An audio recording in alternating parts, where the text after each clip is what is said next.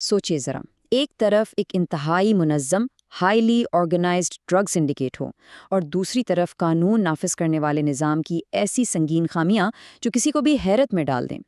आज के इस जायजे में हम बिल्कुल यही कहानी खोलने वाले हैं। ये कहानी है अनमोल की, जिन्हें पिंकी के नाम से भी जाना जाता है।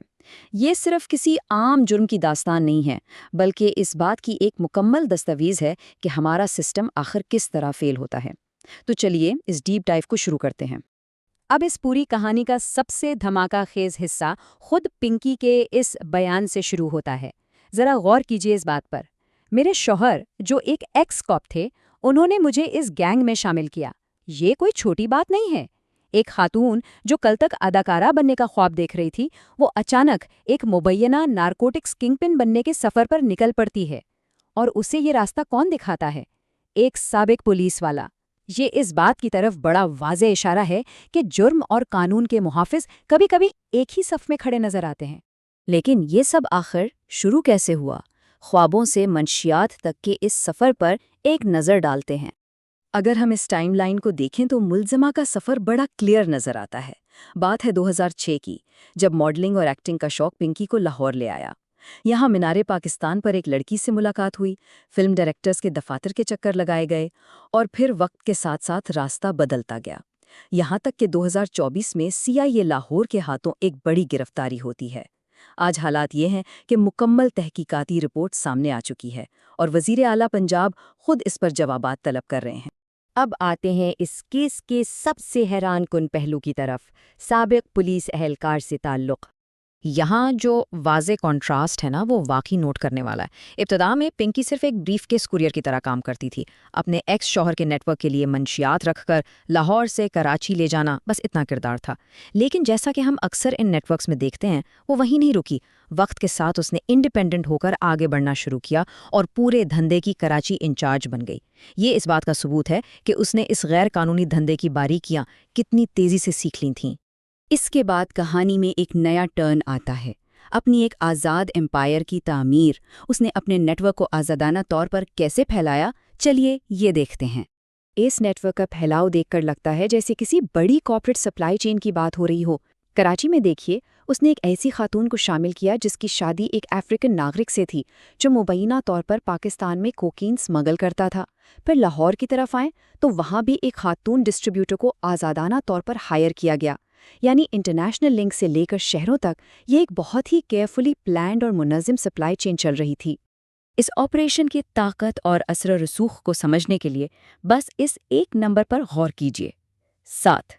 सिर्फ कराची के ऑपरेशन को मुसलसल और स्मूथली चलाने के लिए खुसूसी तौर पर 7 डिलीवरी राइडर्स का एक मुकम्मल नेटवर्क कायम किया गया था। ये नंबर बिल्कुल वाज़े बताता है कि ऑपरेशंस का स्केल और मार्केट में डिमांड कितनी ज़्यादा थी। अब सबसे हैरत की बात तो ये है कि इन 7 में से 4 राइडर्स तो पकड़े गए या उन्होंने काम छोड़ दिया, लेकिन तहकीकात बताती हैं कि 3 राइडर्स आज भी मुबैना तौर पर एक्टिव हैं और इस नेटवर्क के तमाम फाइनेंशियल ट्रांजैक्शंस को छुपाने के लिए किसी तीसरे शख्स के नाम पर एक फर्जी बैंक अकाउंट चलाया जा रहा था। यानी ये एक ऐसी मशीन बन चुकी थी जो अपने कुछ हिस्से पकड़े जाने के बावजूद मुसलसल चल रही थी। अब आते हैं कहानी के दूसरे रुख की तरफ। मुलज़िमा का नेटवर्क तो हमने देख लिया, लेकिन कानून नाफिज करने वालों की जो संगीन खामियां थीं, अब ज़रा उन पर रोशनी डालते हैं। 2020 और 2022 के मुकदमात को अगर देखा जाए तो नेग्लिजेंस का एक ऐसा हैरत अंगेज सिलसिला सामने आता है जो नाकाबिले यकीन है। सोचिए ज़रा, इन्वेस्टिगेटिंग ऑफिसर नज़ाकत ने पिंकी को कभी गिरफ्तार ही नहीं किया, ना ही उसे चालान में इश्तिहारी करार दिया गया, उसका केस मुअत्तल रखा गया, जबकि एक और मुलजिम रियाज, जो उसका भाई बताया जाता है, बरी हो गया। और सबसे बड़ी बात, जो मंशियात मुबैना तौर पर बरामद हुई थी, उसका कभी फॉरेंसिक एनालिसिस ही नहीं करवाया गया। ये बुनियादी पुलिस प्रोटोकॉल्स की खुली खिलाफ वर्जी के सिवा और कुछ नहीं है। यहाँ से हम इस जायजे के आखिरी हिस्से की तरफ आते हैं, नामुकम्मल फोरेंसिक्स और उनके नतीजों की तरफ। ये एक ऐसा सवाल है जो लॉजिकली हर किसी के जहन में उठता है। गिरफ्तारी के बाद पिंकी का मेडिकल एग्जामिनेशन तो किया गया, लेकिन न खून, न पेशाब और ना ही बालों के कोई सैंपल्स मंशियात के टेस्ट के लिए जमा किए गए। इन बुनियादी टेस्ट्स के बगैर साइंस के मुताबिक ये साबित करना नामुमकिन है कि क्या मुलज़िमा खुद भी मंशियात इस्तेमाल करती थी या नहीं। ये ऐसी बड़ी गलती है जिसने इस पूरे इन्वेस्टिगेशन प्रोसेस को मुतनाज़ा बना दिया है। موجودہ صورتحال یہ ہے کہ پرانے انویسٹیگیٹنگ آفیسر تو اب ریٹائر ہو چکے ہیں اور وزیر اعلیٰ پنجاب ان تمام معاملات پر اب ڈائریکٹلی جوابات طلب کر رہے ہیں۔ لیگل آفیسرز کی رائے کے بعد اب ان تحقیقات کو دوبارہ کھولا جا رہا ہے۔ لیکن آخر میں یہ سب دیکھنے کے بعد ایک ہی بڑا سوال ذہن میں باقی رہ جاتا ہے، ہمارے نظام کی یہ خامیاں آخر کتنی گہری ہیں، اور کیا ایک دوبارہ کھلنے والی انویسٹیگیشن واقعی اس بکھرے ہوئے پزل کو واپس جوڑ پائے گی، یا یہ سب بس فائلز کے ڈھیر میں کہیں دب کے رہ جائے گا؟ یہ ضرور سوچیے گا۔ اس جائزے میں ہمارے ساتھ شامل ہونے کا بہت شکریہ۔